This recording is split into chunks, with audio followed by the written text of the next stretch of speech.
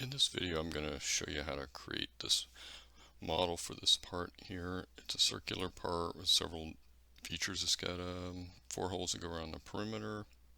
It's got this angled surface. It has a hole through the middle and it's threaded here on the end. Here's an isometric sketch with some dimensions. Now, one thing you can't see from here is that it's got a cutout on the back. So if you come down here in this note, it says recess in the back, 4-inch diameter by 0.25, so it's a 1/4 inch deep. I'll show you when I create the model. The rest of the dimensions are on here. This 120 degrees is for that angle. It's a little crude of a dimension, but working off of a single view. This threaded section here, it's a 1.25-7 UNC. It's 3/8 deep. Now what that's telling you is, remember, that's the major diameter. That's the number of threads per inch, and that just tells you it's a coarse thread. The depth there, and that's not the correct way to dimension it, but again, working off of this single view, that's how far this thread goes from there to there, is 3/8 of an inch. So when you're creating this model, you may say, well, what is this diameter of this surface, or this section with the thread? It's this major diameter. It's 1.25, so that's going to be that diameter. So then I went ahead and created this sketch. Now remember, I'm going to revolve it, so around this center axis.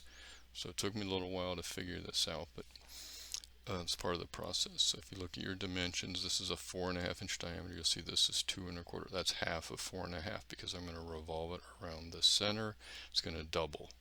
The recess is 4-inch diameter. This inside pocket here is 2-inch because it's going to double. It's 1/4 inch recess. That's the 1/4.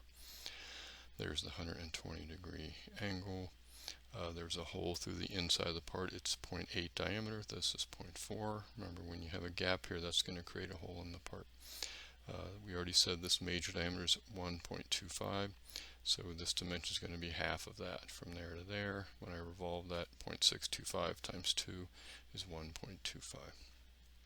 So there's my sketch. I finish my sketch, I'll have that. And I've got a construction line for that axis. I will go under features, revolve, base, choose that area. There's only one axis for it to revolve around, so the software figures that out. And there's the kind of the basic beginning of that part right there. Let's say I want to put these 4 holes in here. So remember, what we're going to do is sketch on that surface. We'll draw a construction circle. So just start with a circle. That bolt circle there tells you it's 2.75 diameter bolt circle. That's the bolt circle. We want to right click that and make it a construction circle. Put a dimension on that, which is, we just saw that, 2.75. I'm also, in order to control where this first hole is, I'll draw a construction line from here on out. It's horizontal. I'll right click that, make it a construction line. At the intersection of that line and that circle, that's where I'm going to put my hole. And what I'll do is draw one hole, and then I'll just use a circular pattern. The diameter of that hole is a mystery. It's not on the drawing. If I recall, that is 0.25. That looks correct. So with that, we'll just finish our sketch. And what we'll do is go up here, go to features. Under linear pattern, you'll go to circular pattern.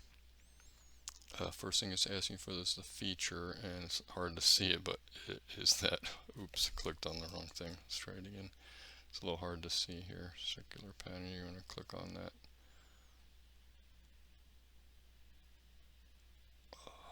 Nope. I don't know why that's, so, oh, I forgot to extrude cut it. Duh. So, first of all,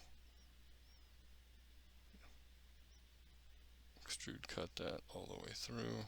There we go. Makes a lot more sense. Alright, let's go to circular pattern. You can't actually do a circular pattern on the sketch, but I'm doing this on the model, so that's why that's different. Let's see, circular pattern. The feature is going to be that whole, my directions. Just click on that to get the center, and then we have to decide how many we want. We actually want 4 of these, so put 4 in there. Say OK. That's our circular pattern.